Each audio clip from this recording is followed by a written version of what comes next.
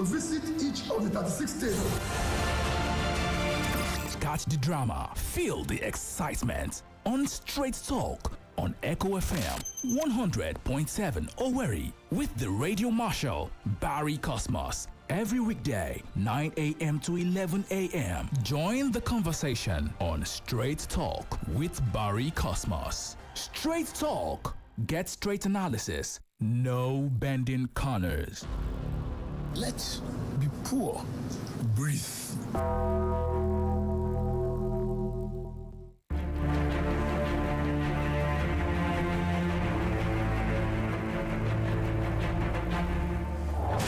Every day, every hour, every minute, and every second, breaking news occur from our villages, in our cities, new government policies, the economy, politics, social news, entertainment news, security concerns. We the people converge to analyze, separating facts from fiction, lies and truth. We dissect, we integrate, we harmonize, we criticize, and we bring you all the juicy details. Live on Echo FM 100.7 Owerri. It is Straight Talk. Straight Talk. Straight Talk on Echo FM 100.7 Owerri.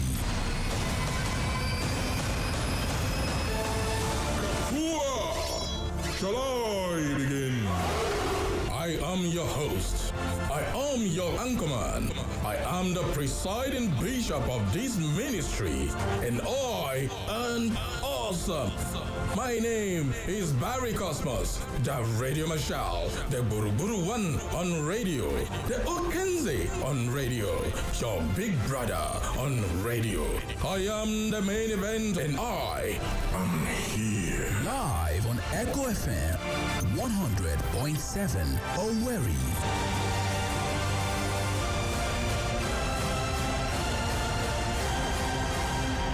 Are you ready?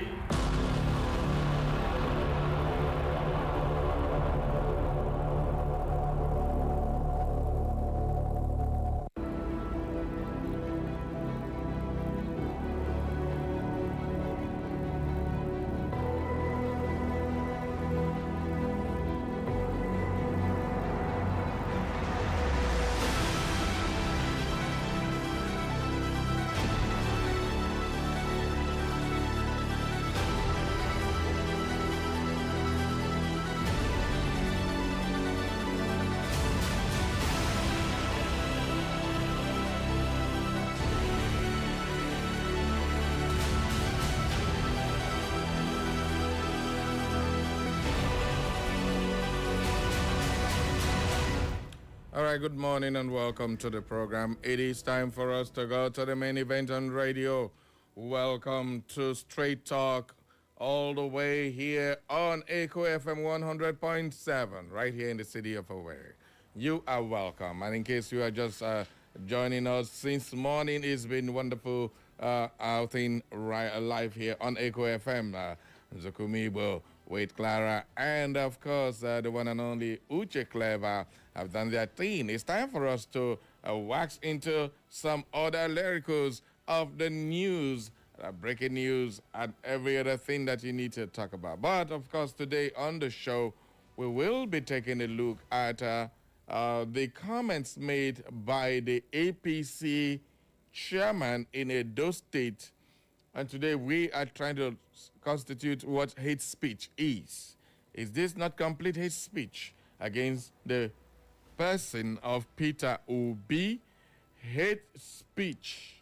While the Edo State chairman said live on national television again, after he made that comment in a press conference, he went on national TV and repeated the same thing again on TVC News when he was being interviewed, that the opposite of love is hate, that he hates Peter Obi. Then again, during that press conference, he said whatever the governor said is right because there is deep-rooted hatred for Peter Obi in Edo State, and they don't like that. They don't want him. So if he's going to come, they should tell the governor before he comes into Edo State. Otherwise, whatever happens to him is his own business. They will take it like that. So this particular issue is beginning to become something not really good. And that's what people are like asking. What manner of hate is this? What manner of hate speech is this? So what do you make of this particular issue of hate speech as it's affecting Edo State now? And the Edo State chairman has come and openly, he said it in a press conference, he said it on national television. So what constitutes hate speech? That's exactly what we are going to be talking about today on the show. Furthermore, Kemi Badenoch is also in the news for the wrong reason again. I don't know what is that woman's problem, because she keeps really doing things that nobody expect her to do. This time around, she says because she's a woman that her children are not eligible to be citizens of Nigeria since they were not born in Nigeria and their father is a UK personnel, that because she's a woman, that the Nigerian immigration law does not allow her children to become citizens of Nigeria. She made that in a television interview. What a bombshell. I mean, Kemi Badenoch is the leader of the opposition party in the UK, from Nigerian descent, married to a British person, now a British citizen, and leader of that party, the Conservative Party there in the UK. She's been making a whole lot of remarks that are very detrimental to Nigeria as a nation. Yes, we celebrated her when she became the leader of that particular party. Nigerians were very happy. But since then, she has shown utter disdain for Nigeria as a state, always trying to ridicule the country. The last time he said Nigeria is so corrupt, a bunch of thieves and all that, that they stole his brother's shoe, his brother's watch, and all that craziness. When one Nigerian went to buy the same shoe and send it back to her, so she should take. I mean, one comment on that particular broadcast really caught my attention. There was one Britain that said that a country without anything to offer to the world is having such stringent immigration laws. I was like, really, who is this guy? What is he talking about? What the hell is he talking about? That Nigeria has nothing to offer to the world. Can you imagine that kind of comment? So it's kind of really upsets me and a whole lot of people. But I don't know if you've listened to Kemi Badenoch. I'm going to try and read out the excerpt of that particular comment she did, so you understand in her own words what she said, that Nigeria will not grant her children citizenship just because she's a woman. But the Nigerian Constitution and the Nigerian immigration law clearly stated that so long as you are a child of any Nigerian, whether the father or the mother, you are automatically a citizen of Nigeria.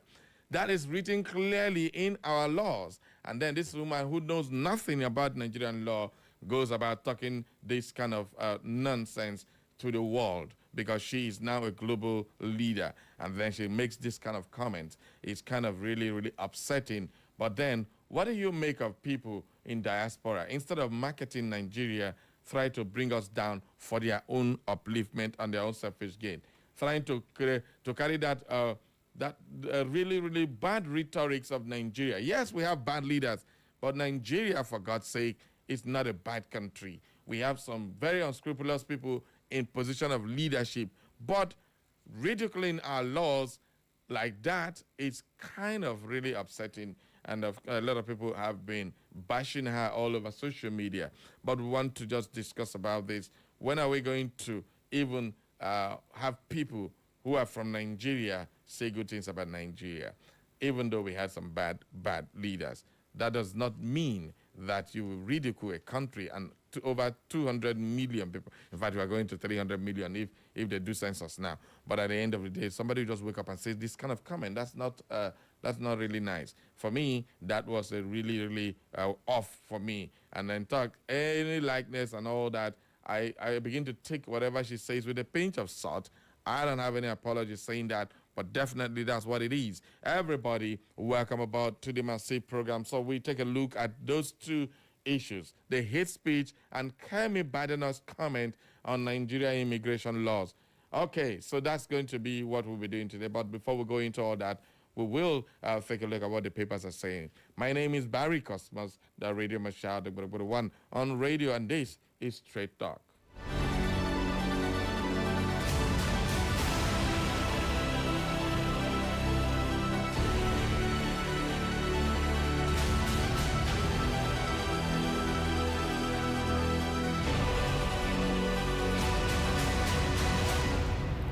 All right, let's go straight into the newspaper's review this morning. And we start up with the This Day newspaper. On the This Day newspaper, we have the Federal Republic of Nigeria Zonal Bureau of Statistics. After rebasing, NBS puts nominal GDP at $243 billion in 2024.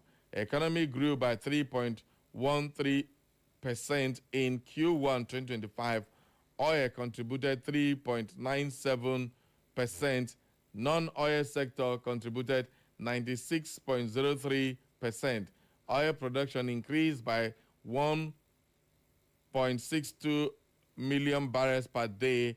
That is what the Bureau of Statistics is saying. Yesterday, they released that particular rebased statistics for Nigerians to see.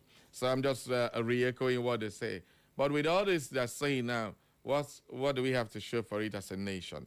What exactly have we done with this base of $243 billion? That is what we increased. They say our economy grew by 3.13%. This was a projection of IMF and the World Bank.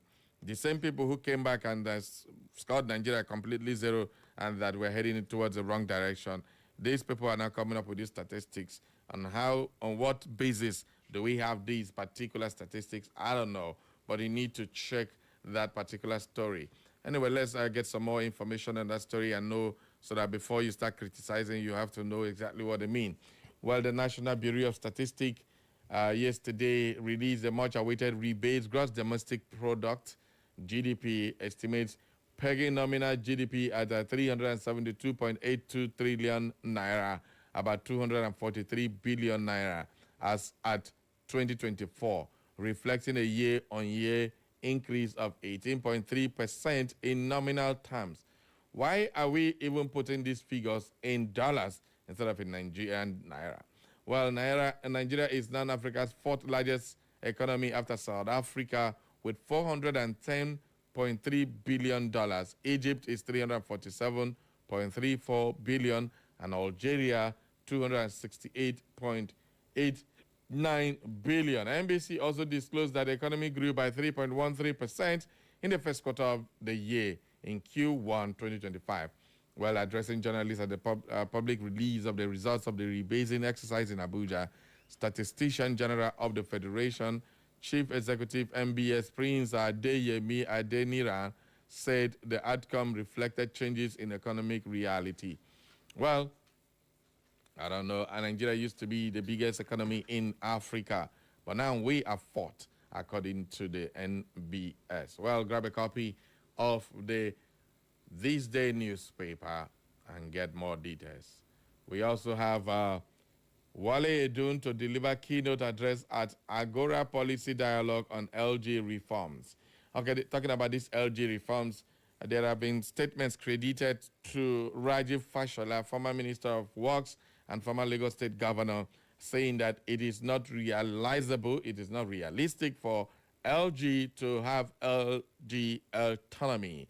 This autonomy is talking about is unrealistic, that is not even constitutional and all that. So I wonder why Rajiv Fashola of all people will be saying that, but definitely you need to go take a read of what he said exactly, and definitely you would get to understand what he means by that.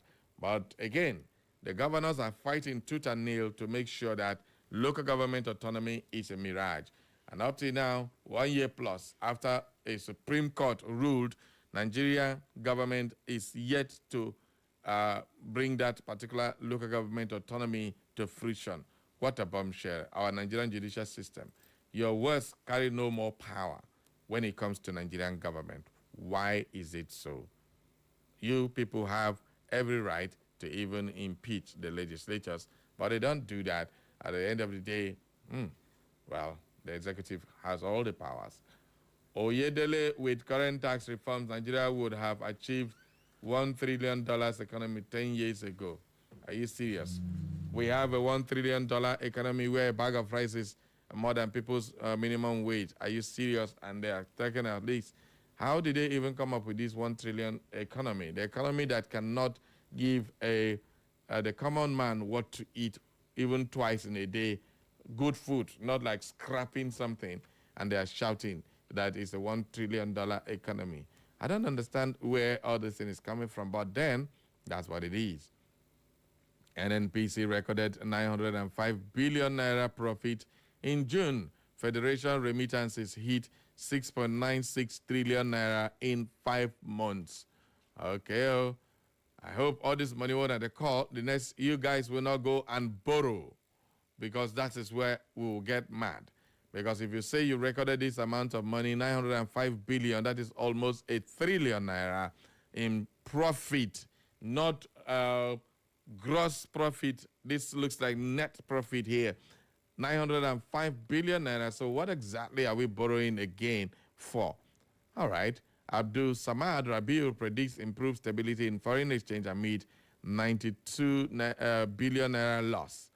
Bilateral trade, Nigeria partners Egypt eyes $500 billion and target of D8 leaders by 2030. That is the gospel according to the These Day newspaper. The These Day newspaper is awash with economic news today. Presidency APC tackle ADC over Buhari's burial for political image laundering claims. That is what the These Day newspaper is talking about. Anyoku, Nigeria must restructure now or risk disintegration in future. That is what the former Secretary General of the Commonwealth is saying. Oil blocks court throws out suit against NUPRC. Komolafe finds NGO. And 5-star Super Falcons hammer Zambia Copper Queens to reach WAFCON semi-final. These are our Super Falcon guys. Those guys, they don't get joy. You just catch one country wide and 5-0. Okay. All right, let's move on to the Vanguard newspaper now. Retired policemen protest poor welfare. Okay, there was that protest I held yesterday at a nationwide here. Well, in Abuja, a retired police officer stormed the streets nationwide yesterday protesting poor pension and other living conditions. Well, aside from Abuja, the protest took place simultaneously in Edo, Plateau, Kwara, Taraba, and Cross Rivers states, amongst others. Well, in Abuja, the retired police personnel who defined the damn poor protested at the National Assembly entrance gate, where they were joined by another group of protesters led by the convener of Revolution Now movement, Omoyele Sowore, where the retired police officers demanded particularly the removal of the Nigerian police force from the Contributory Pension Scheme, CPS. Where the Inspector General of Police, Mr. Kayode Egbetokun, in a swift reaction, however, stated he was not opposed to the MPF exit from the CPS, adding that the issue of poor retirement benefit is also concern for serving officers.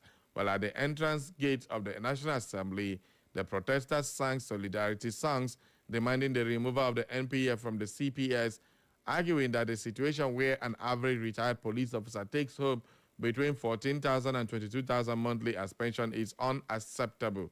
Well, the demonstrators, comprising elderly ex-police personnel, held placards and chanted solidarity song as they stood in the rain, insisting that their welfare and dignity had been neglected for too long. While speaking during the protest, the retired chief superintendent of police, Manil Lawal, called on the federal government to exit police retirees from the pension scheme, which he described as exploitative and unjust. His words, "We are here to ask the government to remove us from the CPS. The pension scheme is exploitative and unjust. I am 67 years old now.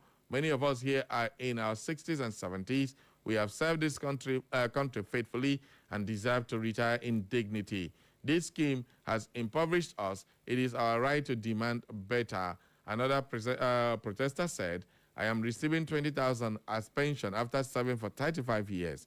This is the receipt. How can anybody survive this very harsh economy with this, let alone children and family?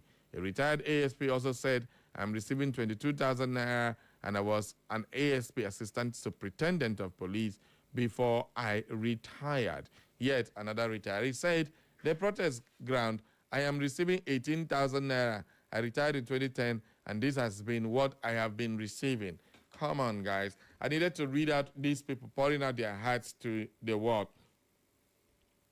How on earth would a Nigerian government sit down and give people this amount of money? This one will cook one pot of soup. Kai. Why are we treating our elder citizens as if they are beggars? People who serve this country, protected lives and property. Yes, a lot of people may say, you call now and say police people, that they suffer what they do when they are serving. For God's sake, come off it. That's nonsense. Don't say it to my hearing. Nobody should even say it. I don't want to hear that. Because at the end of the day, these people are humans. And you serve for 35 years. And at the end of the day, your pension is 14,000. For God's sake. What exactly are we in this country? Are we beasts in the name of government or what? How do this happen? Inspector General of Police, this contributory pension, a lot of people are complaining about it. Who even introduced it? In the money, generated money, who is getting the money that was generated from that? So you'll be paying the person 14,000 as salary until he dies. So if the person dies after 2 years of service, you now collect only 28,000 as your pension. Come on now. This is too much. This is just too much. So for those of you who see why police who are serving do everything to get everything they need before they retire, this is one of the consequences. Because how can we have a police force which will do their job very, very well when they know that if you retire, nothing for you. So you get everything now that you still have the uniform on you. That is what is leading a lot of these policemen into committing all manner of atrocities there. Putting people in jail, collecting peanuts, taking bribes left, right, and center, standing on the road to collect money from motorists and all that. We see these things. But at the end of the day, would you blame them? When we blame them, yes, there's no excuse for any crime of any sort. No doubt about that. But we are all humans, and be a human. If your father is a policeman and then he retires and probably you are still in secondary school with 14,000, how do you go to school? How do you even feel proud to go back to your village that you served Nigeria for 35 years as a policeman and then you are paid pension of 14,000? How does it even occur? I don't understand. How does it even get to the mind of the person that will sign a check of 14,000 naira for somebody who served 35 years? When a councillor, severance package is what? Local government chairman who served for maximum of 8 years. What is their severance package? 5 million.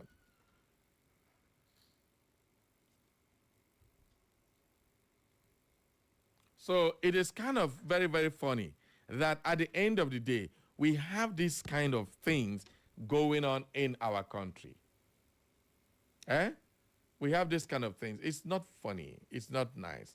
I just don't understand why we are doing this. But that's what it is. At the end of the day, if you are not very careful, you would find out that you are in deep trouble because of speaking up as a policeman. The police is a commercial for our VIPs.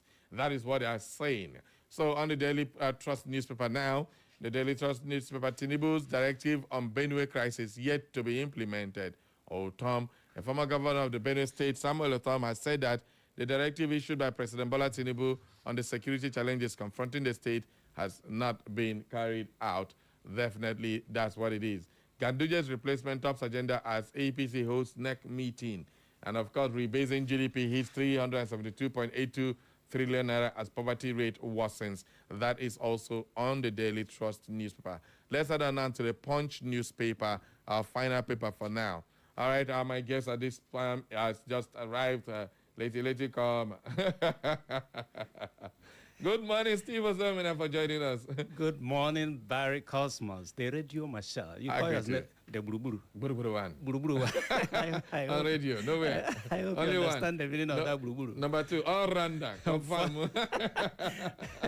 All right. Good morning and good morning to Imolites. Yes, so welcome aboard. Let's go on to the Punch newspaper. Electricity Act faller. Genco's discuss rage as state begin tariff cut. Okay, Genco's not on the vex said they cut in a tariff. All right, the more states have announced plans to reduce electricity tariff in their jurisdiction after the Enugu Electricity Regulatory Commission issued a new tariff order to Main Power Electricity Distribution Limited, revising the electricity cost for Band A customers from 209 naira per kilowatt hour to 160 per kilowatt hour, effective August 1st. Okay, all right. So we have this one. We have this issue of Gencos always coming and telling us nonsense. At the end of the day, they don't reduce on another provoke. This was, however, vehemently opposed by Power Generation and Distribution Company, who claimed that the move may cripple the sector as the Gencos declared that the electricity is indebted to power producers for the time being. Steve, can you imagine this? Sometimes I am confused. I don't know what these people take us for. When you talk about Band A, Band B, Band, all these things, I think they are all fraud, collectively. Because I don't know why in a country you have Band A, Band B, Band, and you build them. Why are we not talking about, in fact, what this government promises is to give power to Nigerians. Everybody is entitled. It doesn't matter where you live, or you consider some people first class in using electricity power, while others may not even have power for a whole year, and you call them Band A because they can be able to pay more. So why don't we have standard price for electricity? If 1 kilowatt is 15 naira, let it be 15 naira for all. And then you're talking about Band A or reducing price when you don't have meters. Prepaid meters for Nigerians to use. How do you determine that? Only the electricity company determines how much you pay in a month. So all these things are fraud, as far as I'm concerned. Well, I don't know why they are getting angry, as the Gencos and Discos attacked the Enugu State over its move on Monday. You see the reason why I say a lot of people just like to get rich on other people's suffering. Exactly. They just want to get rich on other people's suffering. At the end of the day, you are getting angry because the state government reduced their power. What are you generating? If you are indebted, go and pay. You are an investor. Of course. Over time, you recoup your money. What course. exactly is this people's problem? Anyway, our time is going fast. Let me open up the phone lines for everybody to be part of this conversation right now, because it's not funny. All right, I didn't hate Buhari or turn defense stance on Benue insecurity.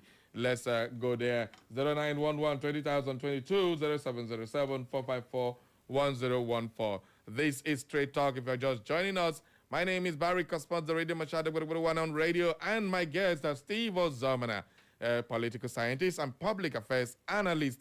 Everybody, let's go talking. So your time starts now. Forever remain silent.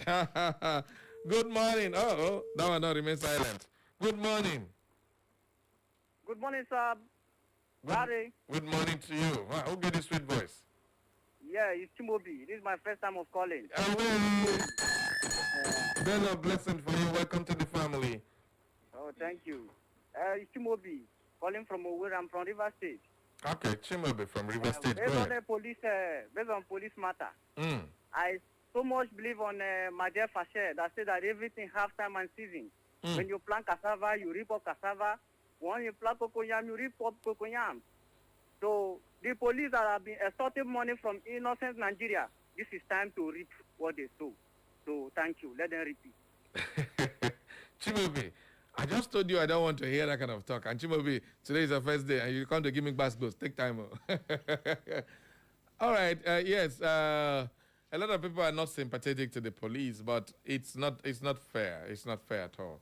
The reason why they are doing what they are doing is one of this. Because when you retire from the police service, there's nothing to run back to. So they do whatever they want to do to make money. I'm not making excuses for them to do their nefarious activities. A lot of them are are born criminals who just wear a uniform and use it to extort, steal, and defame people up and down. But definitely, 14,000 as pension a month. Steve. As miserable as it seems, you don't blame Nigerians. Remember one of the demands of NSAS protest? Yeah. It was for police welfare. And it was the same police who came to attack the protesters. And then we recorded so many deaths along the line. So people who are actually protesting for your own welfare, you turn back and attack them. And now you are coming out to protest against your pension. What do you expect people to say? So this is the problem. What goes around will always come around. Yeah. They call it Agnes one. It must reach everybody. Yes.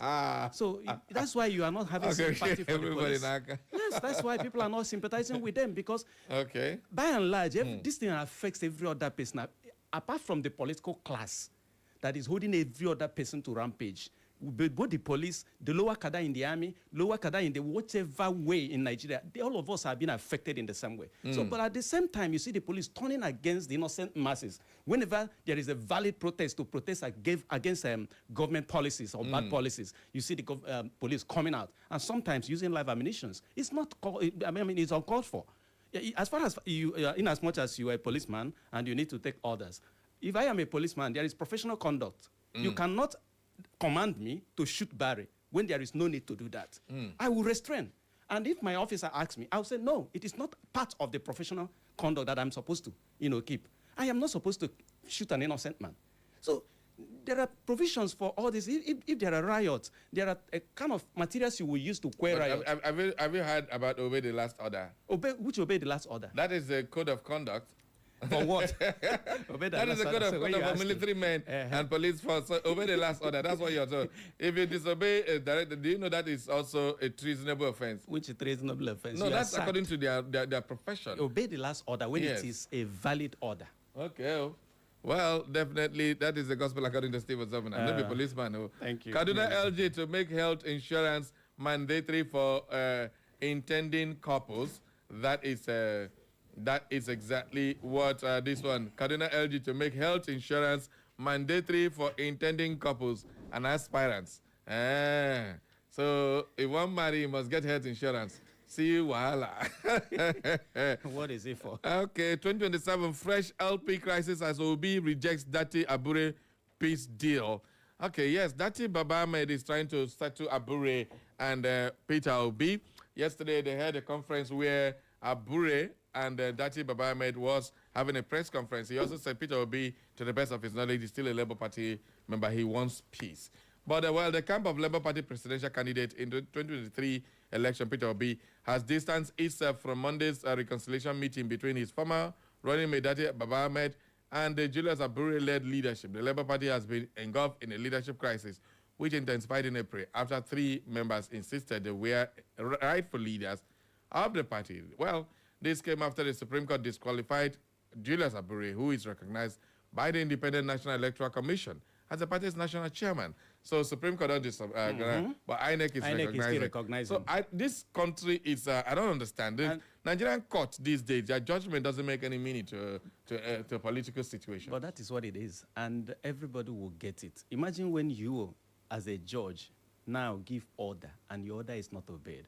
I've told you before now that if the judiciary does not take, precaution or caution about what they are doing, it is going to land back on them, because judiciary only give order. You don't even have the wherewithal to enforce your order. It is the executive that will enforce your order. So when you give order and nobody enforces it and nobody obeys it, you don't even have the power to enforce that order. So what have you become? Your institution has become nonsense, nothing. Do you understand? So it is going to affect everybody in one way or the other. And when you talk about P2B and then the reconciliation, what are you reconciling about? All I know is that P2B is still in Labour Party, and I wouldn't advise him to leave Labour Party for the so-called coalition, because for me, the coalition have already collapsed. So let him remain in Labour Party, except he has any other. I am working on this coalition people to come here and talk to us, because at the end of the day, everybody just keep talking. We were talking about one of the foundation members here and the former House of Assembly member. I think Uche Onyogacha, we are still working to bring him here. It was supposed to be here last week. He couldn't come. So everybody just stay tuned. We have to get him. I think another person may also join us anytime from tomorrow. So when we verify that, we need to hear exactly what's going on with the coalition. Ask them these tough questions everybody want to hear. Well, everybody keeps saying that Peter Obi should remain in Labour Party. Labour Party is still in disarray, and then the reconciliation is coming. So why is Peter Obi not taking the reconciliation move? What are you reconciling? What's the offense? And why is Julius Abure maintaining his son as a chairman? A few weeks ago, Ganduje resigned on health reasons. No fracas. Nobody knew the reason why, the actual reason, but he said it on health reasons. So why can't we see such a thing in Labour Party? When you see that, the same thing happened to PDP. Yeah. If you see that your political party is going down, why must one man's ambition destroy the, if my ambition stands between the survival of the party, why can't I give in as a party member? Okay. Julius Abire has been the chairman since 2023 or 2022, if I am not mistaken. So what are you looking for? Why don't you just resign and allow peace in the party? All right. Well, the Obedient Movement said they remain firmly loyal to Governor Oti leadership of the caretaker leadership headed by Senator Nenadi Usman. That is according to Tanko Yunusa. We are not aware of the particular meeting, but we are resolute. We will continue as obedient to mobilize with His Excellency Peter Obi. And we have also said that wherever he goes, that's where we are going. That is what Tanko Yunusa said about that particular one. Let's take more calls. Hello, good morning. Hello, good morning, Brother Barry. Yeah, Dr. John, good morning and welcome. Thank you very much, Dr. John. I'm calling from Akwakoma this morning. Okay. On the police pension issue. Okay. Yes, we all agree that the police cannot be innocent in the gathering of Nigerians. Yeah. But then, if we look at how the reality of how the police system works, we cannot blame especially the rank and file. Because the police is a command, just like the army is a full system. You are not there to argue, to even suggest when you are in front of a battle situation. You just receive commands. And that is where the problem is.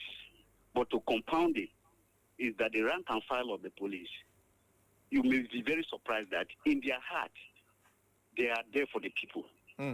But they are in a fix so that they cannot fight against the very system they tend to want to protect, the police system. They cannot. They will face a whole lot of challenge. They will be thrown out of the police, just like that. To worsen it, there is no system in place for them to seek redress and be heard. I just pity them. For me, if you ask me to join the Nigerian police, just for that alone, I wouldn't join. Because a situation where things are very clear to be done, you stand and say, oh God, sir, this is how it should be. You are just kicked out. So we don't blame them. It's just that I keep telling people the problem in our country is our leadership by the president. It's not our presidents at all times have not been able to stand to defend the people, defend democracy, even if it's against their own personal ambition. That is what is going on. Yeah.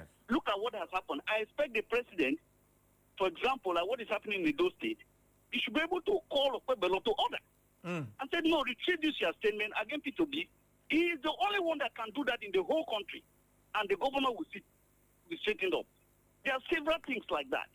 Now, these policemen they can only do that because they are already retired. If they were not in the office, they wouldn't have the temerity to do that. Otherwise, they will face so much. The problem with the police and even the army is the hierarchy. Those at the top. Because they are benefiting so much directly from the presidency is using them to suppress the rank. Thank you very much, Dr. John. Thank you. They can't do it. So please, we need to pray for them and see how we can support them. In the end times, as I round up, if you watch out carefully, they were just obeying orders. A lot of them were not happy, shooting at the NSAS protesters. That is the situation we find ourselves. Until our president is able to, we have a president that will obey the rule. Hello? All right. I'm here. Okay. And say truth to power. We will continue to have these problems. Thank you. Thank you very much, Dr. John. We'll take one more call before we go to the messages. Good morning. Good morning, my brother. I greet you. And I guess I salute you, sir. Good morning. Good morning. This is Nobo Nande, that calls from Amino. Nobo, good morning. Good morning, my brother. Do you see? Hello? Hello, nobody, you still there? Uh-oh, we lost Nabu. Network has come with its own wahala now. Let's just go straight to the messages on our Facebook. For those of you following us on our Facebook to watch us live, for those of you who want to see Steve or Zomina, you've been seeing me all this while. You had better log on to Echo FM on Facebook or Instagram or YouTube or even the X handle, anywhere you like. Just go there. We are streaming live now. So Chief Ben Okwonu from Awaka said the protest by the retired police officers is really terrible. But then this is wake-up call from all and sundry to rise up and condemn injustice in all its ramifications. Workers' pensions must be treated well at all times. The goodies in Nigeria are not meant for the political office holders alone. Thank you very much, Chief Ben Okwonu, for your message. Emeka Dingpa, say very good morning once again. When other protests against the government, the same police will come and chase them away with tear gas, and now they are protesting. Barry, what goes around comes around. Thank you. Dingpa Chukwemeka from Umalo. This whole thing is just getting... Nobody wants to sympathize with police. Police, look at you. Look what they do themselves. What goes around comes around. That is the gospel according to Dingpa. We have this one from Amusiem Anthony Chukwudi. He said, how are you doing today? I'm fine. I want to talk about the issue of Nigerian police officer and retired officer. Remember what happened in 2020, that is October 2010 in Lagos as the NSAS? Did you believe that some of those people are still in detention till now? What of those people that die? Whatever a man sow, that he shall reap. Galatians 6, verse 5 to 10. I even quoting Bible. But you people have to understand one thing. The police don't go there by themselves. Somebody sends them there with a complete directive. And according to the force, this is your instruction. That's what they go to do. That's why you hear order from above. So all these things, it's not them. Who sends them? They normally, who sends them? Who is the commander-in-chief? Who is the person that gives the orders? It's not the superior officers. The rank and files only obey orders. Are they not police? They are police. Okay. So if you are a constable, for when instance, we're talking about police, we mean police. When a constable is sent with a rifle to go and disperse protesters by the CP of that state, what would the constable do? He's a policeman. He should do what? The person that sent him is a policeman. So what we see is the police. Okay. Not everybody understands this one you're talking about rank and file. No. If 80% of Nigerians don't know what you're talking about rank and file. All they know is that the policeman that is standing on the road is a policeman. In where police in whether order is coming from commander-in-chief. Most of us see these police people collecting money on the road. Do you know they go back and give returns? As in, you are sent to this side, you must bring returns to the... They know what they are supposed to go and do. They will go and bring returns. Because you are a journalist. And they'll go and stay and shout, say, don't search people's wallet, don't search people's phone, and all those craziness. What's going on? You are privy to this information because you're a journalist. Ordinary Nigerians out there do not know what you're talking about. All they know is that police is collecting money. And the person they're venting their anger on is that man who is collecting that money. Okay, not the man that is on the road. Not the one that they don't understand his predicament. Whether he's sent to go and collect the money and bring back to a guy in the office, they don't know. Away. All right, we also have this one from Sanity Ifeanyi Chukwu. It's a good morning, big brother Barry Cosmos. Hope your night went well. Yes, it did. I'm Comrade Anoye Ifeanyi Chukwu, Fikis man from Omunaga, Obosima in Ohaji Egbema. All right, the speech made by Edo State Governor is not only hate speech, it is also harassment. Okay, we'll talk about that. It's also harassment speech, and also he's trying to humiliate Peter Obi's right. It is only in Nigeria you will see or hear this kind of a thing. Have a great day ahead, Big Brother Barry. Thank you very, very much. Okay. We have this one from Dr. Mrs. Simao Lebra. She says, Nigeria needs purging, cleansing, and overhauling. Bam. We need to sanitize this nation, its leadership and followership. Disarm, disable, and disgrace all evil spiritual and human forces, tormenting and bringing Nigeria through disunity, disrepute, and ridicule. All who are making lives unbearable to Nigerian, all blood-sucking demons, terrorists, and killers must be drowned in the Red Sea of their own creation. Nigeria must rise on its feet and flourish. I share your sentiments, Mama, because it is very, very pertinent to know that we must rise up from the ashes of this bush that is burning down the drain. Because right now, we are in the forest. We're no longer in a city where animals will run helter-skelter, where the stronger animals will always devour the weaker animals. That's jungle. The jungle justice. Jungle, that's where we are in Nigeria right now. The big men are cashing out with big animals go, while a serving policeman served for 35 years and retired and are giving him 14,000, 20,000, 18,000 as pension for a month. Is that not wickedness? Wickedness of the highest order. I'm telling you. Good morning. Hello, Barry. Good morning. That's senior citizen Mazuzoma. Welcome aboard. Thank you so much. And special welcome to Steve Ozemena. Good morning, Whenever senior I try citizen. to get you yes, when I try to get you, something happens. The man in charge of picking costs. I'm not complaining. I'm not complaining. This one you're doing violence to me this morning. This is violence. No. English language is very difficult for some of us who are struggling in the classroom then. So when I try, then I start to stammer. I know that I've failed. But it's the police, so. And one point about the police. Please, we are talking of some of the men who came out yesterday. We are in their 70s. Yes, sir. Men 75, 77. What is their crime? They may have done all the things you think are wrong. Call them they did evil. Now they have arrived. Assuming you had a father who was flogging you every day, who slapped you when you were an undergraduate, and he's still alive. Would you now turn around and say, he slapped me as an undergraduate, he didn't respect me? I don't have, yes, I do not have a policeman in my family. Sorry, sir. I don't. Yes, I don't have a policeman in my family. But let me tell you something. I'm sympathetic to elders. You know Elder Abba? Yes. Elder Statesman Abba? Yes. Whenever he says pension have not been paid, I'm worried. I'm not a pensioner. I didn't work for the government of anything to pay me. Nobody's paying me pension. But to see a man in his late 70s, late 80s, one of them who appeared on television yesterday, Dr. Somebody, he retired as CSP, Chief Superintendent of Police. And they pay him 46 or 47,000 naira a month. Barry, what does that mean? Assuming he does not have children to take care of him, you have sentenced him to die miserably. He cannot afford the supplement. Some young people do not know what I'm saying. There are supplements that you have to take now. Yes. When you are late 70s and 80s, you must take them. 46,000 a month cannot buy the supplement. Cannot.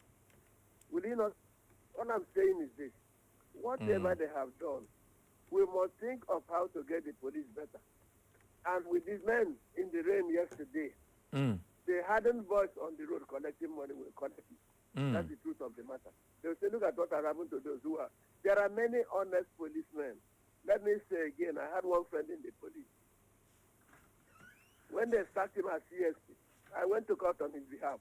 Eventually, he was restored as Assistant Commissioner of Police before he retired. Yes.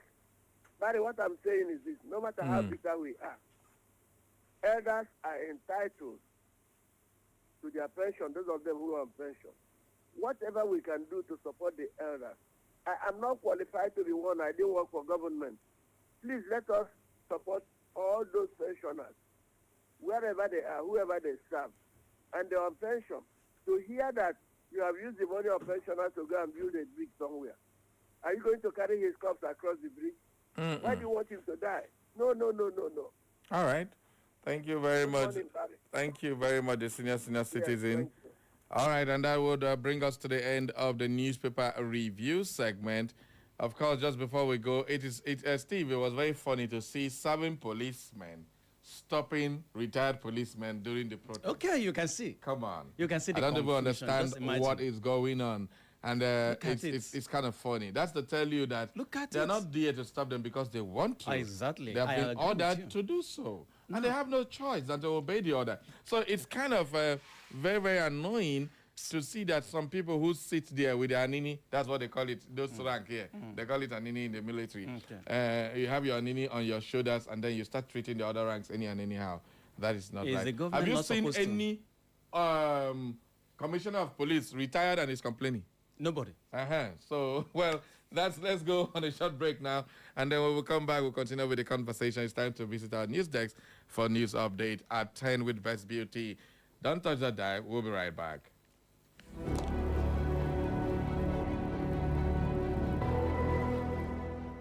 Echo FM. Echo FM 100.7, the fresh news people. It's the sound of the city.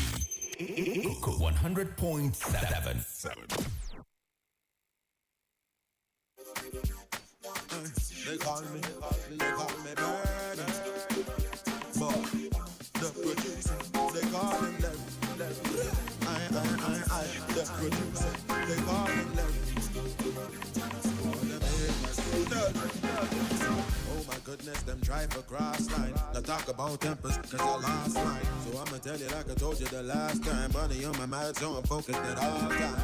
Until I see I know that I'm a human being, so every day I grow. That's why I don't mind them haters, cause they jealous. There's nothing they can tell us, we live in the marvelous. So I'll be moving on up, I ain't never gonna stop. Me say this hope that I drop, but I don't handle. I'll tell these mother, I ain't going no way. So I say, I beg. Now that you see me trying to move ahead, you want to carry big stone to my leg, trying to slow me down. So I say, I beg. Echo FM. Echo FM 100.7, Big stone to my leg, trying to slow me down.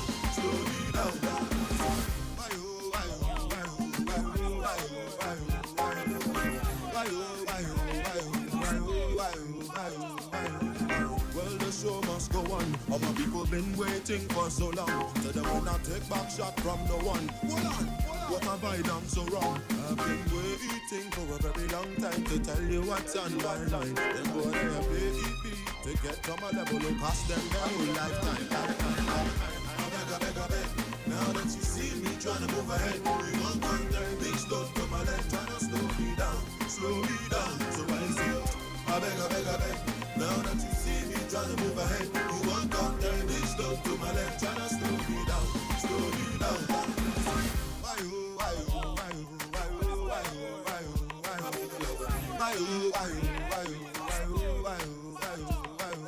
Because I know they speak pidgin. Echo FM. This week to help those in need. If you know that it's God Almighty that created you and created we Nigerians like you need to do good things for us because the masses are suffering. How can suspend me here? How we are slaves? And I'm going to win this election. Stay informed with Echo FM 100.7. Join us for exclusive interviews with experts, breaking updates on local and global events, and in-depth coverage of issues impacting our community. Tune in every weekday at 6:30 a.m., 12 noon, 2 p.m., and 6 p.m. for our major news bulletin in English, Igbo, and Pidgin language. For more inquiries, you can reach us through our email, echofm@thekingmail.com. You can follow us on our social media handles at Echo FM. Echo FM 100.7 Owerri. We are the Fresh News People.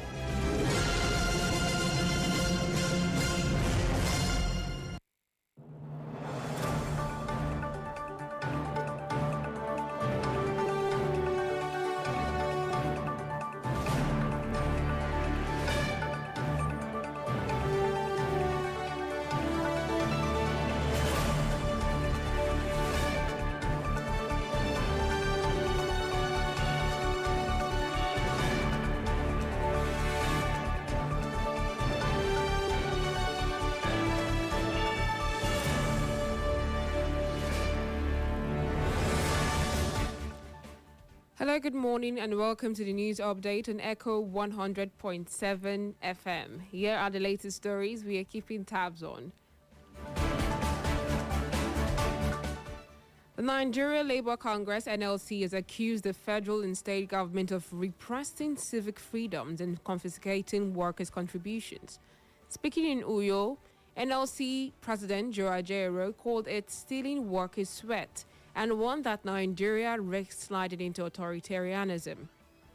Ajaero noted increasing clampdowns on union activities in free speech, especially as the 2027 elections approach. He also criticized political leaders for abandoning governance in favor of power struggles, leaving the workers to bear worsening economic and security challenges.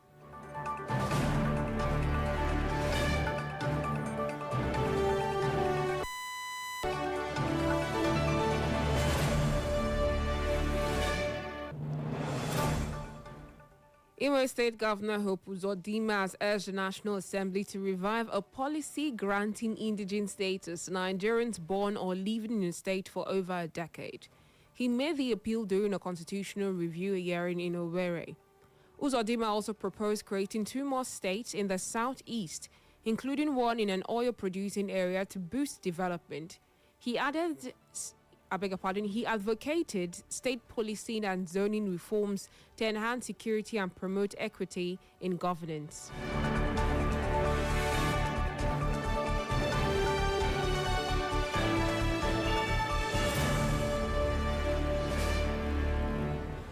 The University of Nigeria, Nsukka UNN, has refuted claims linking murder suspect Emmanuel Gambo to its student body.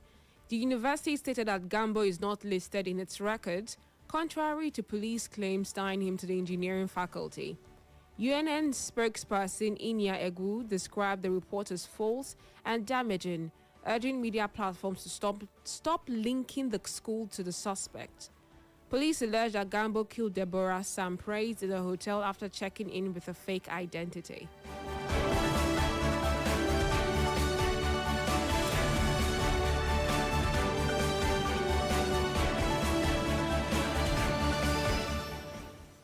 The Nigerian army has arrested 199 suspects and neutralized several terrorists in widespread operations across the country.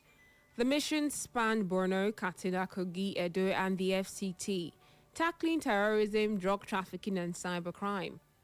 Key breakthroughs include foiled ambushes, dismantled kidnap networks, and the capture of ISWAP couriers. In Delta State, a cybercrime hub in Warri was busted with 183 suspects arrested and hundreds of digital devices seized.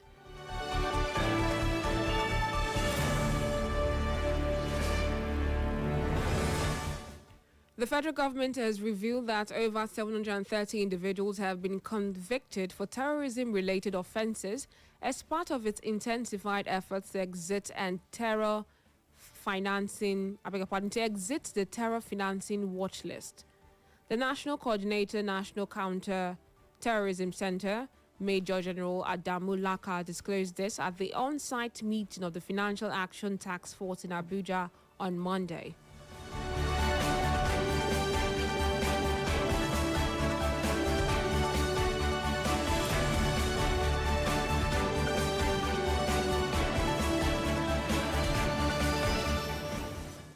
The Kano State Judicial Service Commission has demoted High Court Registrar Damu Salisu for forgery and misconduct.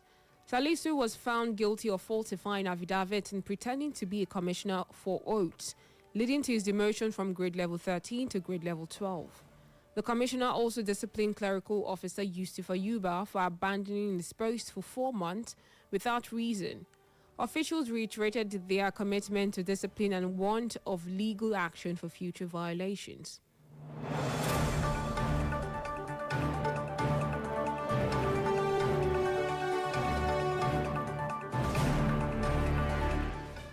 In business, the Central Bank of Nigeria's Monetary Policy Committee will meet today to decide on interest rate changes. Analysts are split, with some advocating a rate cut to spur growth, while others favor stability to maintain economic gains. Inflation has eased for 3 months, foreign capital inflows are at a 5-year high, and the naira remains relatively stable. The committee must weigh these positives against external risks and investor confidence demands.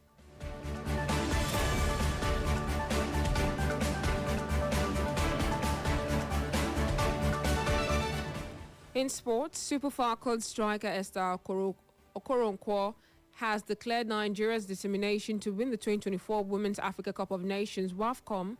She said the team is focused and confident ahead of their semi-final clash with South Africa. Okoronkwo noted that the past results, including their 2022 loss, will not distract the team.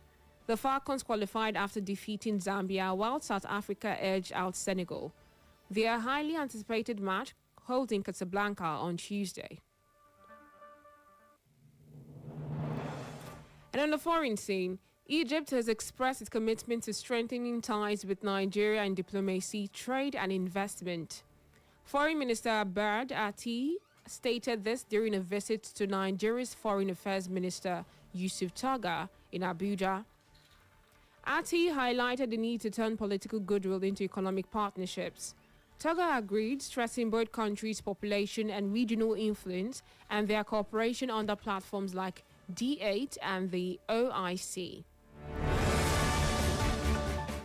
And that's all for the news update at 10, edited by Benjamin Joseph. For more information and inquiries, visit our social media platforms on Facebook at Echo FM, X at Echo FM_Were, Instagram at Echo FM 100.7, YouTube Echo FM 100.7. You can listen to us anywhere in the world by clicking on www.echofm.net. I am Best Beauty going far. Thank you for listening. Good morning.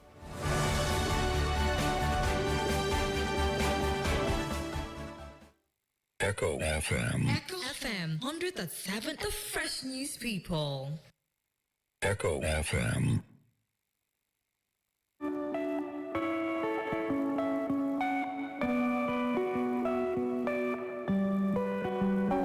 Now who go stay by your side if you walk out through fire, fire? Follow you standing steady fire. Now who love me, I go love. Now who love us, we go love. Who go believe you? Echo FM. Is calling you a liar, liar. Now who love me, I go love. Echo FM. No go to live your life to impress anybody. Cause some people want past Satan. Now who love me, I go love. Now who love us, we go love. Even if you love everybody, everybody no go feel love you. Turn my mind to my weapon. Fuck the world with your down. Anytime you vex someone, I don't like make you hear this song. Me and you no be Jesus. So now only who love us, we go love.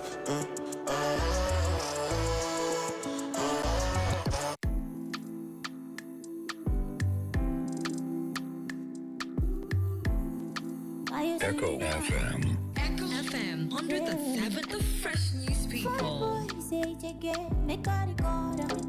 You like me, I like the way where you order.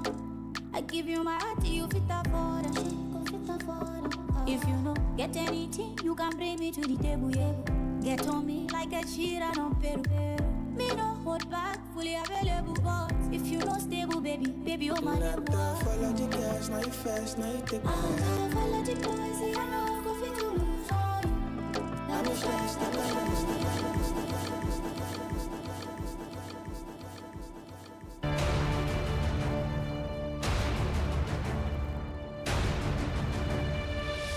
Live from the Eastern Heartland, Echo FM 100.7 brings you engaging conversation on trending news. We need the federal government to sort whatever issue they are having with ASU. And by December this year, 4,000 MOUs will be employed in Europe.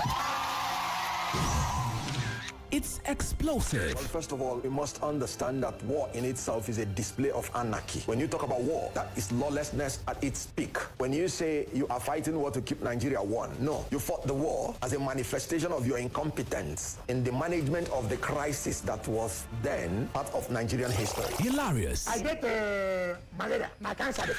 Behind every successful man, there's a woman at the front. Without you, stop shaking your head. You stop shaking your head. You're one of those who are causing problems. On action, and daring. Mr. President, God will ask all of us, but you will be in the front. I will say, has told the Senate President. Our nation remains one of the most insecure and least peaceful in the world today, making Nigeria one of the hungriest countries of the world. Nigerians now spend nearly their entire income on feeding. We may be hungry, but we can manage our hunger. My appeal is that you dedicate 20% of 2025, roughly 72 days, to visit each of the 36 states.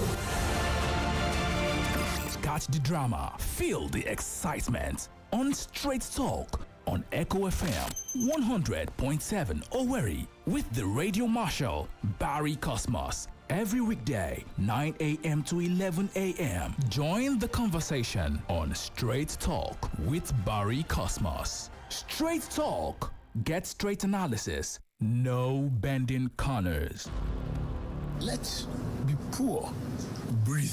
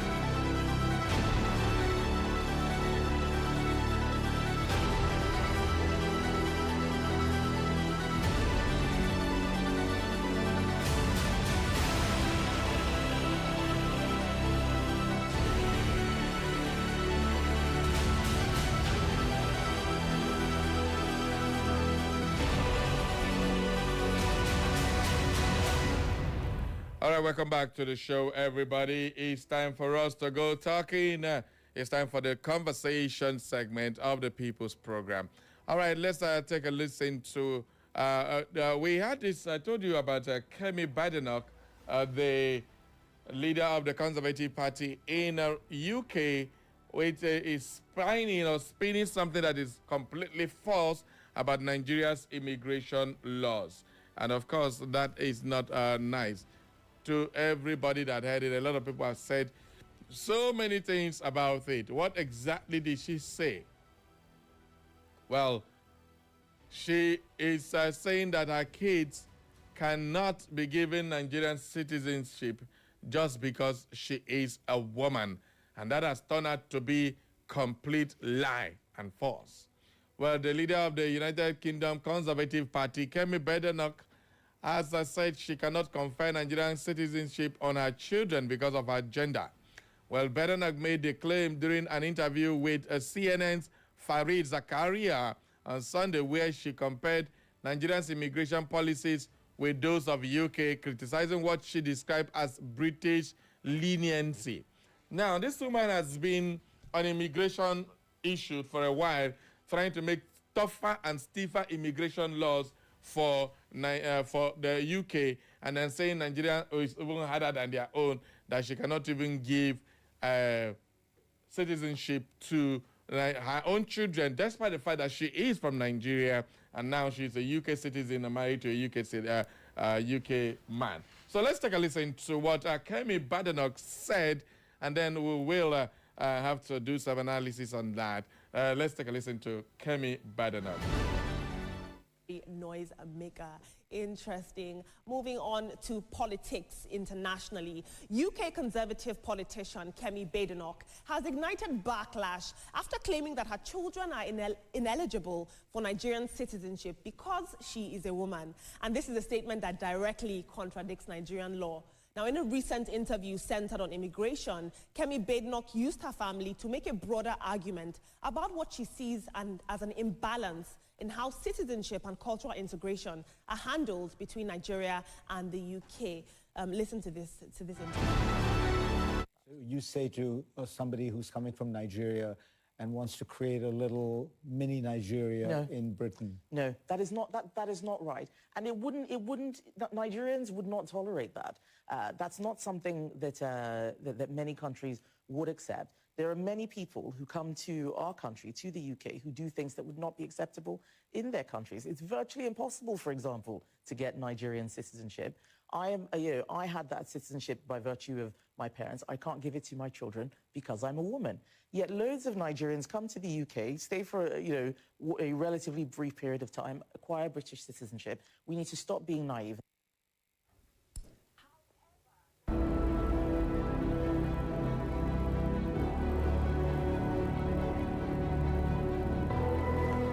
All right, Steve, you had that woman, Kemi Badenoch, and what she said.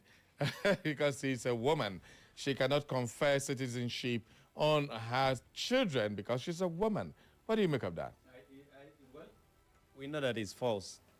And I don't know why it is like that. And I don't know whether Nigerian authorities have actually responded to that particular false information.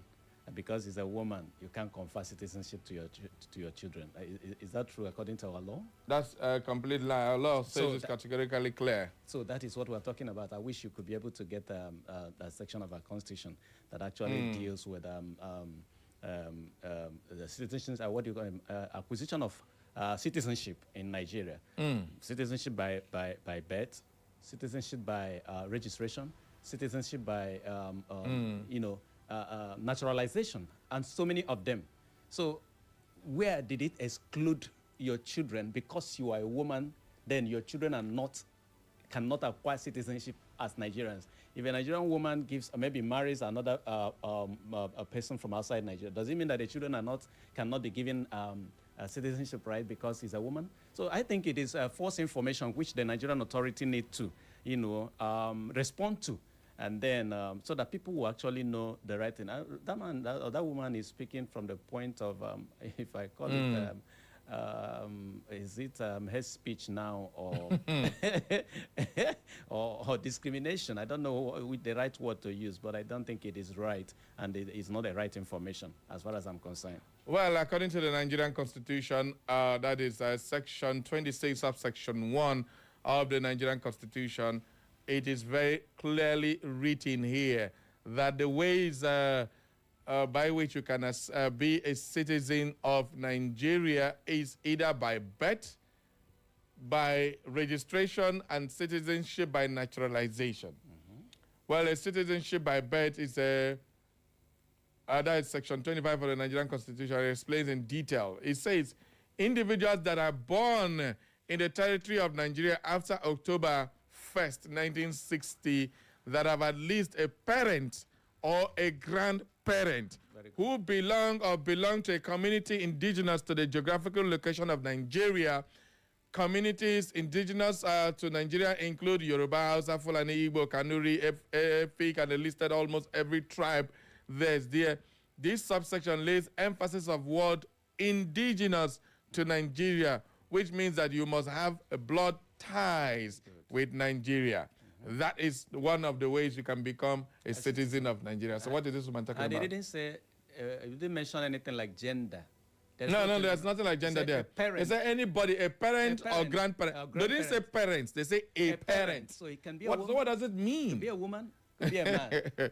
Well, individuals born outside of Nigeria whose parents or grandparents were or are citizens of Nigeria are eligible. Good. This one clearly captures Badenoch's children. Good. So what is she talking about? At the end of the day, this woman does not even understand the Nigerian laws. And then she goes on CNN of all places and then start making comments like this. Come on now. You see that? Is this something somebody of Nigerian descent should be saying? Castigating Nigeria in the wrong. And you know what really pissed me off with this whole thing? One commenter on that particular interview said, a country that has nothing to offer to the world is bringing stiff immigration laws. What a nonsense. That's what the man said. Wallowing in ignorance. These are people who are actually demarcating. These are people who are actually demarcating Nigeria. You know, that one was a British human being that made that comment. And another American said another stupid. I mean, you need to see the comments that were coming. Now, this is the kind of information they get about our country, and they just write us up. That's why, according to Peter Obi, if you're an African, you are double checked. If you're a Nigerian, you are triple checked. You don't most of the Europeans are acting based on ignorance, and unfortunately, these things are on the internet. Just like you read, why can't they actually assess the Nigerian Constitution, the provisions of Nigerian Constitution? Are they not aware of all these things? But they choose to play. I don't know how to describe it. I think they're also ignorant. Well, it is kind of very, very annoying to hear that somebody of Kemi Badenoch status does not know the immigration laws in Nigeria. It doesn't even know the constitution, what it guarantees that our children are automatically citizens of Nigeria. They can choose to be Nigerian and choose to be. That's why footballers, people like, who are they now? The ones that have parents in U.S., who are they? Somebody like, who is playing for Nigeria? The young girl in Nigerian Super Falcons, Ashley, one of her parents is British, one of them is Nigerian. She chose to play for Nigeria. It is also there where you read. You have a provision for dual citizenship. Exactly. So that's exactly what you can be here and be here. After all, a lot of people. Peter Obi is also a citizen of United Kingdom, but he is a native of Nigeria, so he is a Nigerian. The likes of boxer, what was his name? Anthony Joshua. Anthony Joshua is a Nigerian and a British citizen. He's fighting boxing for Britain. So, what exactly is this woman talking about? This is so naive of the woman. I am so disappointed with Kemi Badenoch. Please share this information. Let it go to the Barry Cosmos is so disappointed. Nigerians are so disappointed with her. Right now, I used to support conservative, but no more. No more. Because this woman has really gone haywire. This is not the first time she's throwing jabs at Nigeria. This is not even the second time. She's been doing this continuously talking down on Nigeria. Good morning. Hello, Barry. Good morning. The senior citizen. Yes, Barry. Thank you so much. Things are happening today. You want to blame the young woman? Yes. Who was born in England, brought back to Nigeria, and did her O levels. Yeah, went back there and became the leader of the Conservative Party. That is the actual leader of Britain, the Conservative Party. You are blaming her. What she is saying directly, look, if I had remained in Nigeria, nobody would know there's one Kemi, the daughter of a medical doctor. That's all she's saying. Whether you like it or not. Oh, yes. So let the women rise up and say, look, Kemi, that should have been a nobody in Lagos or any other Ekiti State or your state or anywhere. She is the leader of Britain. The Conservative Party had always been there for hundreds of years. The Conservative Party. And she is the leader in Parliament. But let me ask you, who in Nigeria is the woman you will put there? I'm asking as Deputy Senate President. Who is the woman? Deputy Speaker of the House of Representatives. And who is the woman? You are looking at it from... but definitely, this is Africa. And in Africa, it's like a man's word. I hope you understand. Exactly. So we have different cultures, and they understand that. So just because they do it shouldn't be that we must do it their own way. It doesn't make sense to me. I have agreed with you and said you are right. But all I'm saying is, if she had remained in this country, the best she will be is that she's a professor somewhere. She's a permanent secretary of one other place. Oh, she's first lady. That is all. So please, allow Kemi to breathe. Allow her to breathe. God bless you, Barry. Thank you very much this morning. Thank you. Thank you so much. All right, Kemi Badenoch. Good morning. Good morning, Mr. Barry. I greet you. Yeah, this is Mike Okemwa from Mbise. Okay. Yes, I want to talk on the issue of police protest. Okay, we don't pass that level now. We are now in we don't pass that level. We don't pass that thing. Okay. It's all right. No problem. Thank you so much. Thank you so much. Okay, so let's not go back. We're discussing Kemi Badenoch now. Let's move on to the main discussion for today. I just needed to bring that out and clarify. A lot of us have seen that video, and so many people, without even going to the Constitution, will believe her. So we needed to clarify that one. So let's move on to our major topic for today. It is the hate speech in parentheses. Let's take a listen to the APC chairman of Edo State and what he said about Peter Obi. Let's take take a listen to the APC chairman, because what he said, he hates Peter Obi. He repeated that on national TV again. That opposite of love is hate. Since he does not love Peter Obi, he hates him. But anyway, in his own words, let's take a listen to what he said during a press conference in Benin.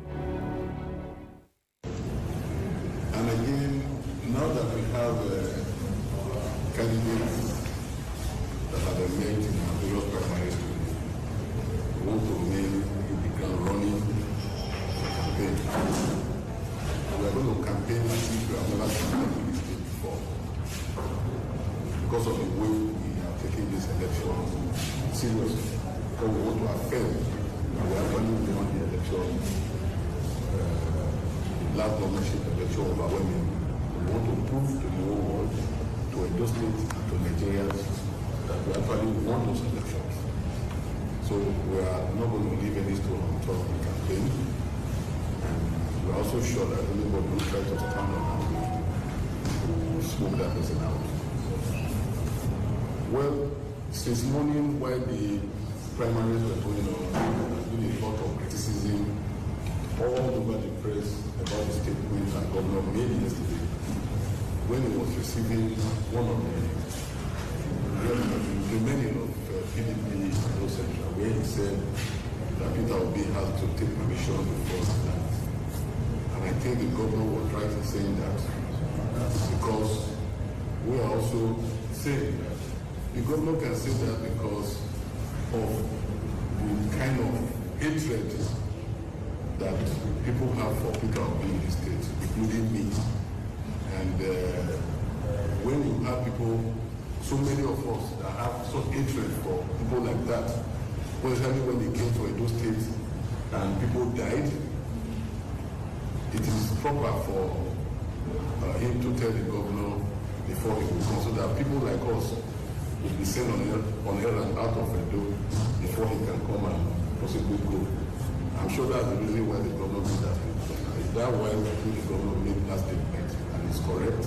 And we support him in whatever he's saying. So whatever anybody is saying, they're just saying wrong. And I also want to say all right, that was Jared Tenebe. He is the APC chairman of Edo State, and that was his comment, that a lot of them, the kind of hatred Edo people have for Peter Obi. He didn't stop there. He went further to accuse Peter Obi of directly causing the death of 3 people when he came visiting. Now, on national television, they kept asking him where, because when Peter Obi was in that nursing school where he donated 15 million, the whole of these things were everywhere on social media. There's nowhere where anything would have happened and nobody would have reported. There's no major news, didn't carry it, channels, didn't carry it, Arise didn't carry it. So where and how did these people die? Then they couldn't give answer. Even the Secretary of the State, the Commissioner for Information in the state came up. I was trying to defend, saying, no, it's protocol within that statement. But my concern this morning is not about what the Edo State governor, that man has been making a lot of gaffe since the man just the goof anyhow. 1.15 million. 1.15 million. That one day, Edo State 100,000 billion. I don't know exactly which one is his problem. His WAEC result came out, he had only one credit, and the rest of the D7, D8 parallel. So can you imagine? And the two surprised me, said the credit won't get that for maths. How? C5. I don't know maths. So at the end of the day, what the APC chairman is saying is pure hate. There was a hate speech law that was submitted if you speak against the government. What about if the government speak against the individual, just like Jared has done? Jared didn't stop there. He went on national TV, on TVC, and made this same comment that he hates Peter Obi, that he has his own fundamental right. He has a right to choose to hate and to love, that he hates Peter Obi and Edo people. He's not even talking about himself. He's talking about Edo people. And Peter Obi has been shown much love in Edo more than any other state in this state. More than any other state. So what exactly is this man talking about? That is by the way. Then we have a situation now where our political scenario is playing out this way, where it is now complete, utter hate for your opponent. So that is where it is getting more and more dicey. So let's get your reactions to this. Steve Ozemena is with us still in the studio. Steve, what's your take on this blatant hate of Peter Obi by the APC chairman in the state? I think it's very, very worrisome, honestly. And I would like even Nigerians to understand, even from the so-called 2019 hate speech law. In Nigeria, it says hate speech is generally understood as a communication that attacks or demean individuals or group based on attributes like ethnicity, religion, gender, or any other identity factor, you know. So when it is abusive, insulting, threatening, and intended to incite hatred or violence against somebody, that is what is defined as hate speech according to Nigerian law. And now, tell me, with all these comments, especially with the one that is made by the APC chairman, which he categorically is no longer even using, side words. He said, I hate, and many of the people of Edo hate. So it is hate speech defined. There is no two ways about it. But I am worried. I am worried, even though I am not surprised, because of the personalities involved. You know, I have told you oftentimes about legitimacy in politics. Yeah. You know, legitimacy to power. So it is different thing to win political power and another thing to have legitimacy. And I think legitimacy is tested by popularity of the candidates, how people accept you. It is not something you go to the television and you say, I'm speaking on behalf of everybody hate me or everybody hate Peter Obi in Edo State. We have seen Peter Obi visit Edo State and we see the reaction of the people. If I will tell you, among the so-called obedient movement, Edo factor, Edo chapter is the strongest. And during the last 2023 general elections, presidential election, I think Obi was able to get highest, apart from the Anambra. And, yes, got given 97%. Another area outside. Edo gave him almost 90%. So that is what we are talking about. Yes. And this is the man you are saying Edo people hate him. It is only the people in the APC, or few of them, like the man who have spoken, that hate Peter Obi. And remember, he made a comment why he should get permission from the governor, so that people like him, we know whether they are going to go outside the state when Peter Obi will be visiting the state. I think I heard something like that. So yeah, it means that you people who hate him are the people who are going to incite violence when Peter Obi comes there. Because if it's around, he may actually cause trouble. Exactly, may cause trouble. So, Barry, we don't need to sweep most of these things under the carpet. Now, this kind of comments show that people who incite violence are in government. Of course. I have said it severally. When you say people are going on a protest, the next thing you will hear is that the protest will be infiltrated. Or hijacked. Or hijacked by criminals. And you ask yourself, who are the criminals and who sponsors those criminals? We have seen these things play out over time. That you see a peaceful protest carried out by the people. Before you know it, some people will be carried by bosses and then they will come and disorganize the protest. And that government will hold it as an excuse, you know, to use, force on the peaceful demonstrators. So what are we talking about? And this thing is happening 2 years. 2027 is still 2 years ahead. So is this, since the man who said made this comment is the APC chairman, is he speaking for the entire APC in the state? He is. If he is not speaking for the APC, I expect the APC, either the spokesman of the APC, to say what this chairman have said at the national television does not represent the position of APC in Edo State. That is the next thing you're supposed to get. And then I expect the president not to keep quiet at this point in time. Because if you keep quiet, this thing is snowballing out of hand. It is not the first time it is happening. Moaka, who is the spokesperson for Felix Moaka, made that first statement, and it was overlooked. Benue State governor did the same thing. It was overlooked. Okpobolo has done it, and this man is saying whatever the governor said, we are in support of it. We hate Peter Obi. Well, I am not surprised. They should hate Peter Obi because the only person that is a threat to the re-election of APC, whether presidential candidates or governors in anywhere, is Peter Obi, especially the presidency. It is only Peter Obi. That is why when I'm talking about the coalition, I see the coalition as something has already collapsed based on the insistence of Atiku to contest. Honestly, if that coalition actually had interests of Nigerians at heart, they would have adopted P2B, because P2B is already a beautiful bride that everybody is going for. You cannot tell me that Atiku can defeat Tinubu in 2020 if the coalition decides to feature Atiku as their flag bearer. It's impossible. The only person that can make effect is P2B. But now that the system, the arrangement in the coalition does not actually, we have not seen a clear picture that they are going to adopt P2B as their presidential candidate. That's why I said there is no road there.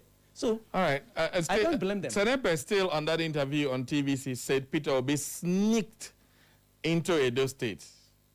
What do you mean by sneak? Well, I'm quoting him verbatim. He said Peter Obi sneaked into Edo State and did what he did and left. After he left, 3 people died. Now, that's an allegation. Mm-hmm. And what should Peter Obi do in this stance? For Peter Obi, I know he won't do anything. But if you come to think about it, Peter Obi should sue, what do you call it, Edo State government. Tenebe. And then Jared Tenebe, he should sue him. I don't think he should sweep this under carpet. In his usual character, he would like to overlook all these things and continue to move ahead. And I think Peter Obi has even visited Edo State since after that comment, the comment of the governor. So, no, he hasn't come. Yes. I don't know if he was planning on coming again. He will come and he will come again. And I believe nothing will happen. But I think he should sue that man. He should sue him. Because you cannot make this kind of comment and then go scot-free. Barry, Section 46 of the Nigerian Constitution made it clear. You go and read it. You have the provisions for fundamental rights of Nigerian citizens embedded in that constitution, which includes, freedom to movement, meaning that as a Nigerian citizen, I have the right to move, go anywhere I like in Nigeria. I don't need anybody's permission. Freedom to peaceful assembly and association. P2B has the right to peaceful assembly, even in Edo State, to associate with some people in Edo State. That is his right. Now, he has freedom, from discrimination. That's another thing. He also has freedom from discrimination. You cannot discriminate against P2B because he's an Igbo man, he comes into ethnicity. You cannot discriminate against based on his religion. At the same time, you cannot discriminate against him based on his political party. He's a Nigerian. He's there in our Nigerian constitution. That is his right.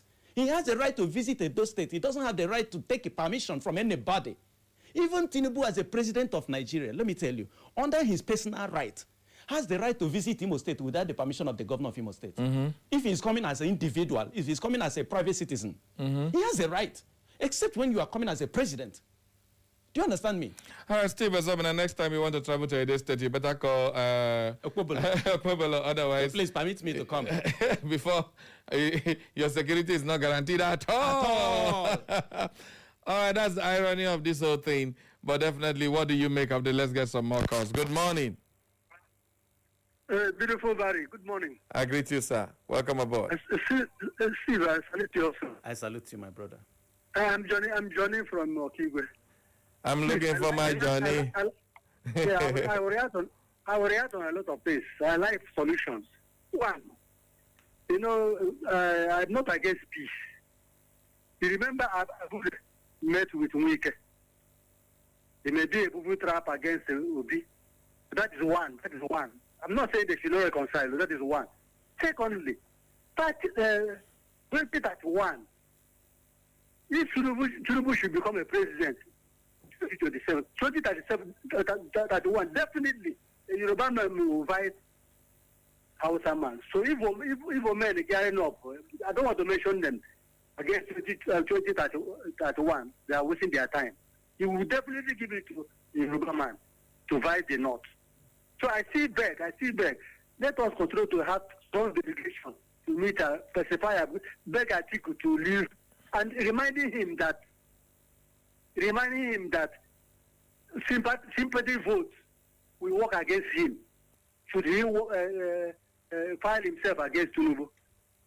Sympathy votes for the South will work against him. He should allow Obi to hold the slot. That is all I want to say this morning. Thank you. Thank you. All right, thank you very much. All right, let's take some messages on our WhatsApp. God have mercy, this thing plenty. Let's rush the ones we can get. This one says, one on radio. I think the Oheneze Ndigbo should come up with a statement on this hate speech on our own Peter Obi, because this statement is trying to cause problem in Abia State between the Igbos and Edo coppers serving in Abia State and the Abia State head of service, who is from Edo State. For me, if this matter is not properly addressed, it will cause a lot of disunity among Edo State and Igbos. And some Igbo states are calling for the closure of Edo parks in Igbo State. I have to commend Kenneth Okonkwo for coming out to speak and support Peter Obi and other meaningful Nigerians that have come out to criticize the hate speech by the confused governor of Edo State. It is very unfortunate that APC chairman of Edo State to come out to support his governor on hate speech. I rest my case with federal government. Please pay retired police officers and other pensioners. Comrade Chris Ogbonna, JP, Church of Presentation. Talking about Kenneth Okonkwo, that man was smoking fire on RX TV. He was drawing his ear. If a strand of hair is touched on Peter Obi, then they will know what the Igbo race is made of. He made it an Igbo bigotry. He made it a case against Igbos, but definitely that was kind of quashed down by Ruben Abati of the RX TV. But at the end of the day, do you think this is that is Igbo profiling and all that? By the Edo APC chairman, because it's not the Edo people. Let's not use Edo people. I don't want to believe that. Okay. I don't want to see anything ethnicity into that. It is purely political. For me, it is purely political. I don't want to believe that it's because Peter Obi is an Igbo man. I want to believe that because Peter Obi is a threat to people in power right now. And that is the reason why they are fighting. People may not understand. Why are they not talking about Atiku? Why are they not talking about Chubike Amechi, who is also vying for? Why are they not talking about Kwakwaso? The only man that is a threat to Tinubu's presidency come 2027 is Peter Obi. And he will have, face it, this is just the beginning. But I tell you, he will weather the storm. Hello, good morning.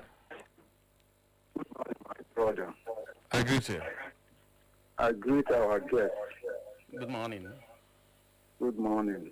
This is maobu Nnamdi Akoja. That calls from Ami. Okay. Are you hearing me? Go ahead, we can hear you. Okay, I think your line network is terrible. Please do call us back if you can. I've not heard from Caritas for a while now. Where's my Cari? Maybe she's calling and she's not been lucky. Hello, good morning. Yeah, good morning, Barry. I greet you. I want to greet our guests in the studio. Good morning. Good morning. Thank you. Yes, I am Chief Bright Dago, calling from Ohabele, London, Nobosima. Let me talk about His Excellency and Excellent Peter Obi. Before I give you information, Barry, as a journalist, I love so much. But look, His Excellency and the Excellent Peter Obi is a man to be. He is a beautiful bride that no man will ignore. I think if you must pass through fire before you cast your vote, my family, will pass through fire to cast our vote to His Excellency, Excellent Peter Obi. Honorable, stop campaigning. Stop campaigning on my program. Stop campaigning. Okay, forgive me, Mr. Barry. Thank you. Don't campaign again. I know you are, like I said before, you are a very good journalist. Thank you. But I wanted to say my mind. Okay. Why I'm not happy? Why I'm saying this is, look at what Kedu state governor is doing himself. Is this man, in fact, he cannot be my son, but Peter Obi is there enjoying. They are telling him that is God's grace. Having said that, Mr. Barry, you know, when I say it is right, I go, ability is that. Obosima is a community in Ohio, my local government. But something happened this morning. Mr. Barry, I know you will help me to say this. For 3 months, I've not gotten light. Because today, I overheard some radio stations read out what the newspaper said. 82 million Nigerians are missing electricity in this country. And I think the Obosima community is one. And today, one thing that baffles me, we pay up front. And our electricity committee went to worry, to complain. One Mr. Peter said, look, you come from Obosima. Obosima is in Ohajebema, local government. They are nothing. They are bush people. Is it not a hate speech? And when you look at Ohaji people, Ohajebema produced one-time Inspector General of Police, but that is not what I'm complaining about. That Mr. Peter, I know Mr. Barry must talk out to be very careful. Nobody wants to be provoked. Hate speech, hate speech. When we say this person is making hate speech, and here somebody is in my house making hate speech, and I will keep quiet, how do we say all right. Okay, Chief Bright, calm down, Chief Bright. Thank you. Calm down, Chief Bright. Please, I don't want anybody to provoke you into taking the laws into your hands. That is not normal. You know, that's what we're talking about. A lot of people in leadership positions, they just don't know how to talk. You just wake up in the morning and then you see people and you say a comment like that to a group of people who are complaining for something that should ordinarily be given to them without them having to worry about the thing. Because you want to please somebody somewhere. And there is need to emphasize on something, even about the Edo problem. You know, you read something about what is happening in Abia, where people are now reacting against youth corpers. And I will advise Nigerians, I have always maintained this, Nigerians doesn't have problem among themselves. Please, it's always the politicians. Let us note this.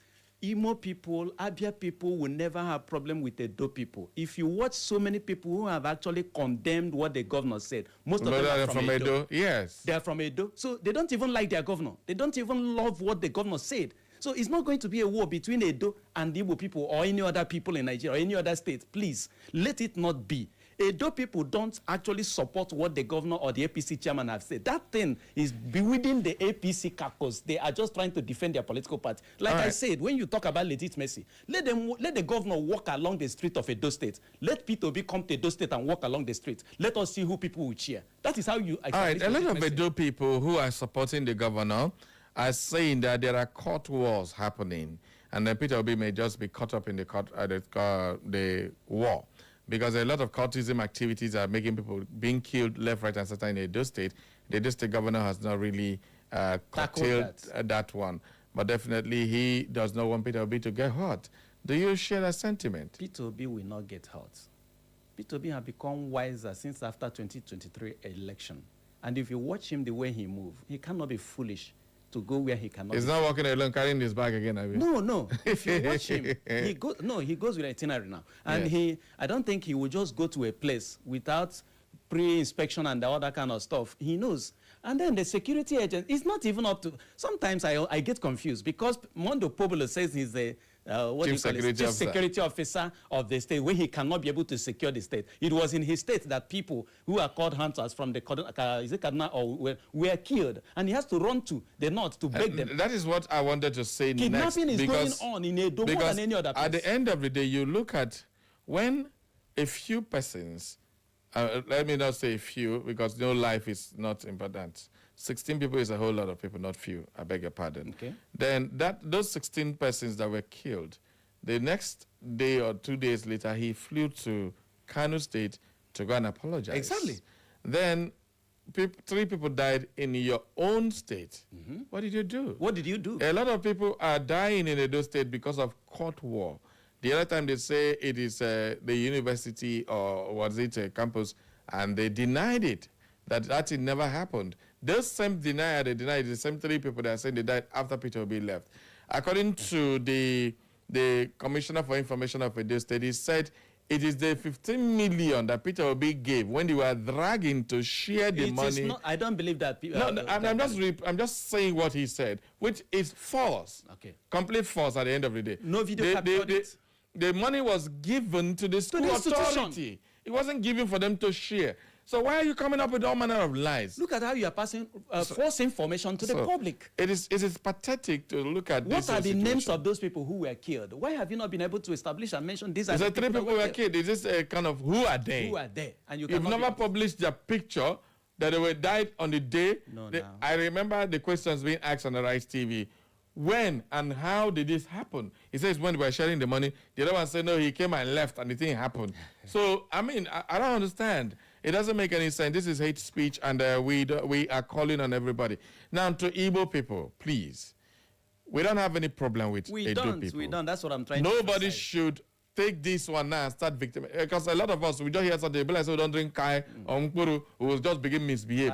Carry stick now, begin to disturb Edo. You see Edo line, now you go and break the mirror, so you're fighting. We are not at war. At all. We don't have a problem with Edo people. At all. At all, at all. So nobody should attack anybody in Edo. The strongest supporters of P2B anyway, Edo people, Edo citizens. I know that Igbo people are wise people well as educated persons. Exactly. And they are not going to be swayed by a very, very discussion that makes no meaning. All right, let's take a look at some other messages. Cool morning, my Majestic Barry. What you just read out as pension received by police officers after serving for 35 years is not only worrisome but disheartening and callous of our government. And here we are listening to Ije Uzokalu, who said the other day that his monthly salary of 40 million was not enough. Can you imagine? We are not talking about what he gets after serving for 4 to 8 years. People in the civil service suffer the same plight too. Imagine a director in the federal civil service getting 90,000 naira a month as pension after 35 years of service. If this country is not a fraud, why? I wonder what else it is. It is so bad. Isn't it, Lady Julie Nasike sent in that one? Architect Sir OPZ on Women from Waxley Yard. Good morning, Barry Cosmos, the Buruburu One, Generalissimo International. I do not pity the protesting police. While in service, they demonstrated hatred for the very citizens they are supposed to protect. With the power they possess by carrying guns, politicians use them like brooms and zombies against the masses and protesters. Those of them still in service should know that there will be a day of retirement and they should get sense. There is no sleep for the wicked. That is why that one says, that's what architect Saopi said. Awuja from Nekade. It is unfortunate that Nigerian medical doctors are warming up to commence indefinite strike while our politicians travel to overseas for their own treatment. But some of them still died here. If our government trusts the buildings, the named hospitals in the country, they could have also stayed here and received treatment. But since they are aware that what they have in our parts of the country are buildings without good drugs and equipment, they run to abroad for better treatment of themselves. The other spokesman came out and said if Buhari was being treated in Nigeria, he could have died a long time ago. And I mean that's somebody who was it a special assistant? Yes. You can imagine that. Bonjour, my radio Masha Ejiko Bona is communicating from Amapuridera Zombe. Barry, I'm deeply touched by the way Nigerian police have been treated after their service. In fact, this calls for urgent attention. Even though police has not been friendly with a common man, but I still plead that our government should tackle this issue before it gets out of hand. Pass me, okay. See, come, not the right friend for me. Passe una bonne Johnny Barry. All right, I'll try to read that one for you. Okay, whatever that meant, thank you very much. Good morning, Mr. Barry. The NBS report 2025 has further confirmed that Nigeria is poorer by more than 500% in less than 10 years. Okay, Nigeria will be more poor by 500% in the last 10 years. Okay, meaning APC reign is cost to Nigerians. This is reason for social insecurity in Nigeria. The question we need to ask: has Nigeria stopped doing transactions done in array of PDP? His Excellency Obi is real threat to APC, Tinubu, and their cronies, so they will use voices available to them to attack him. This is what is happening in Edo State, who won presidential election in Edo State in 2023. I research on speech from Kemi's statement is good compliment of Nigeria nation state.